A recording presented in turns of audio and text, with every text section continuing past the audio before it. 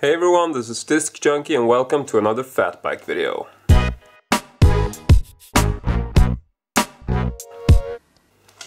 And why am I freeze trimming? Today I am gonna be changing the handlebar. I've actually bought a new handlebar from a Swedish online store called Cykelkraft. And if you're not in Sweden, then I'm imagining that, you know, this wouldn't be a practical store to purchase from, but it was practical for me. So I picked up this classic BMX handlebar, all black, very anonymous. The problem to begin with is that this handlebar is a different size handlebar in terms of the actual bar. I think it is a standard BMX size, which is 22.2 millimeters, whereas this one, which is basically like a super size style handlebar at the center, it's 31.8 millimeters. This part here, I don't know if they actually make handlebar stems that convert from 31.8 to 22.2. You know, I haven't been able to find one. Usually what people do, if people want to do this, which might not be the most common conversion, is to actually get a so-called handlebar shim, I think it's called, or like a problem solver kit. And I was actually able to find a so-called handlebar shim, which converts from the 22.2 to 31.8. And this was actually, I got it from a German company called Fixcraft. And it wasn't actually too common. I actually had some trouble finding a converter that went this far, because usually they just convert, like I found a lot of them on eBay, which went from like 31.8 down to 26 millimeters or something like that. But I did find this. I'm gonna open this and see how it looks. And the price for this wasn't too bad. It was like 11 euro, something like that. But shipping was actually way worse, because shipping was actually like 15 euro, which felt very excessive for such a small item. But then again, they packaged it very safely. So yeah, here is the little handlebar shim.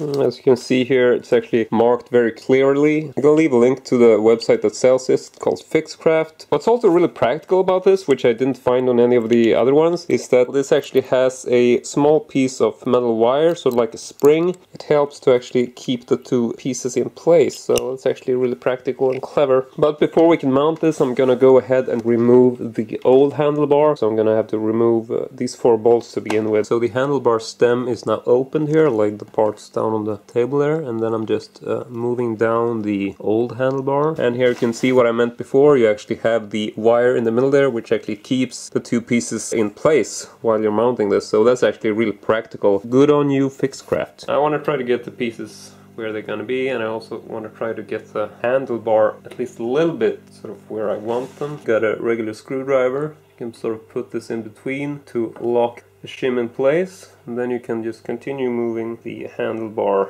position where you want it to be. I think I might be having my handlebar sort of where I want it to go. See how this looks.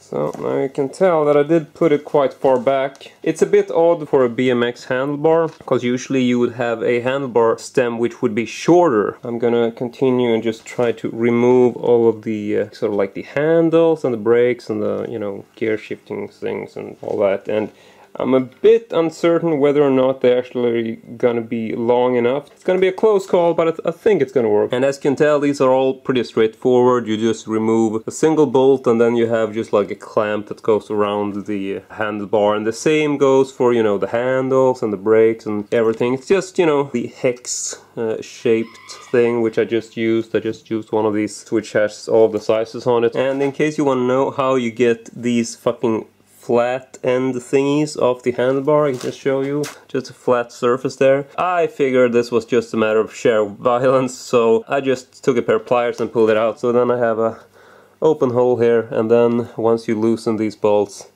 you can actually just take the handles off like so. Take off the shifter here. So I've now taken the right or the left, depending on where you're at, handle and the brake here, and this looks really good. I have the brake line. It's a bit tight, a little bit sort of short, but this only goes downwards, and this is the front disc brake, meaning that when I turn this, there's never any actual strain to that wire. It always stays in the position, so I think that would be fine. Now, looking at the other side, I think I was a bit worried about the shifter wire, because I feel like the shifter would be, you know, a bit more complicated to change than the brake wires. But I think that the shifter is going to be okay. However, this brake wire is definitely too short. You see, I can't even get it on the handlebar, and even if I did unscrew this handle and get it on the handlebar, you can tell that this is way too tight. So I'm gonna have to take this apart and actually extend the wire, or actually replace it, get a new wire. But first I'm just gonna take this apart, position it in the right place, so we're sort of, you know, we sort of know where everything is supposed to go. So the first thing you need to do is that you have to follow the wire all the way to the back wheel in this case. This is the wire we're talking about, the one that handles the brake. So here is the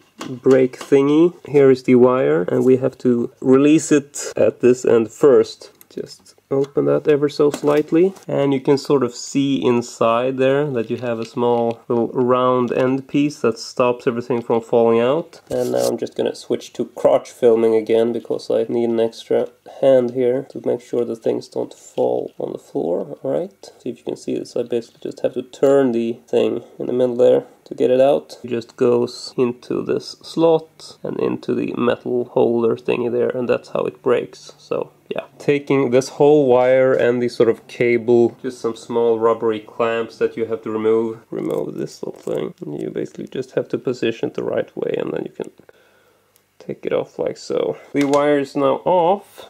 Put that away, take our loose brake onto the handlebar like so, slide on the handle there. It's a very close fit to making this actually work. I mean, this is made for a straight handlebar, so this actually goes against a little bit. Otherwise I might actually have wanted to have this go a bit lower. But if I can keep the shifter there, you can at least see that, you know, even if I turn my wheel, the shifter cable is actually fine. I can actually turn all the way. Now, something you do want to watch out for is I have a very sort of tight corner. I wouldn't want to be driving and having my shifter cable get caught like that. So next up, one of these brake wire kits, which I also purchased at Jula. Then it's also from Cayuba, which seem to be like their generic brand. In the bag you get one wire and housing, a couple of these little end casings. You need to unroll this and see how much wire we should be using. You don't want to be cutting this wire the first thing you do, because as you can tell, they have sort of singed it a little bit. So we're gonna start by putting it through this little hole here. I'm using the full length of wire now. I haven't done anything to it, and as you can tell, here is the end wire. There actually isn't too much wire left over. It's gonna be enough to be able to turn. Basically the easiest way to do this is that you just maximize the brake, and this will give you free access to the little things there. Take your brake wire, pull out a bit of extra wire, thread the wire all the way through like this, and sort of position it into the locking thing there with the brake at like full braking capacity. So then you just pull at the other end, and then at the final stage you can sort of use this one to sort of do like fine-tuning. So over at the other end, all I'm basically doing is pulling on this to make sure that it's tight, and then I'm just threading this back, tighten the bolt back up. Just gonna go ahead and pull it upwards a little bit, and then try to tighten this. Just move back, try to pull on this a little bit, which also means that the brake is now pulling. So then you can sort of feel how tight your brake should be. Flip my brake to its appropriate position, like so. Tighten the bolt on top. And so that's it. Now everything is in place. The new handlebar is looking absolutely spectacular. I just love how this blends with the style of the bike. It really does give it a bit more of a BMX style appearance, and I think that this handlebar stem works pretty well. It does give the bike slightly different look compared to your classic type BMX, but I don't particularly mind it. All the wires works fine. I'm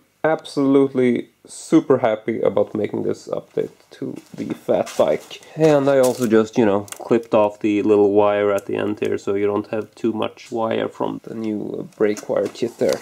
But that's it. I want to say thank you very much for watching. My hair is entirely different now for some reason. And now, before you go, here's a slightly higher resolution outro.